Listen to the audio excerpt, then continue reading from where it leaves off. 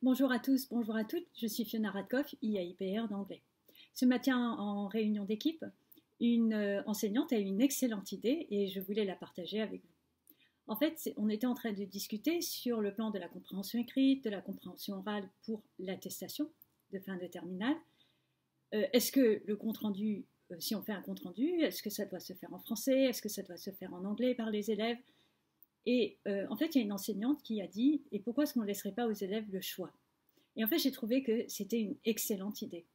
Parce qu'on s'est rendu compte les années précédentes que parfois les élèves, on leur demandait de faire un compte-rendu en français, puis ils faisaient le compte-rendu en anglais.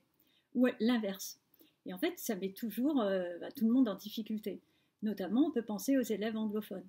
Quand on fait le compte-rendu de la compréhension orale, donc il y a lieu en anglais, mais quand on fait le compte-rendu en français, les élèves qui sont anglophones sont pénalisés. Donc bien sûr, c'est un baccalauréat français. Mais on veut que le niveau qu'on donne aux élèves, dont on atteste, corresponde au niveau réel.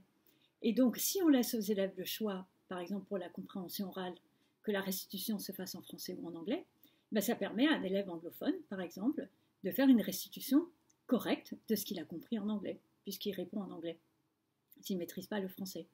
Mais de la même façon, si la compréhension écrite, on laisse à l'élève le choix, eh ben, un bon élève peut vouloir faire le compte-rendu de la compréhension écrite en anglais, mais un élève plus faible, qui n'a pas les moyens de prouver, parce qu'il est faible à l'écrit, qui n'a pas les moyens de prouver qu'il a compris, il ne peut pas le faire. Or, s'il peut le faire en français, eh ben, il a plus de chances de montrer ses compétences de compréhension écrite.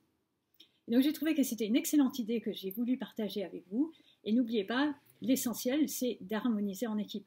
C'est-à-dire que vous ne pouvez pas avoir un professeur dans un établissement qui va faire la compréhension orale en anglais ou en français, et puis après un autre qui va faire autre chose. Donc harmoniser au niveau de l'équipe, mais pensez également à cette excellente idée qui est de laisser aux élèves le choix. Et puis il suffit de mettre dans l'intitulé de votre sujet, compréhension orale ou compréhension écrite, compte rendu à faire en français ou en anglais, au choix. Voilà, je vous souhaite à tous et à toutes une excellente continuation. Au revoir.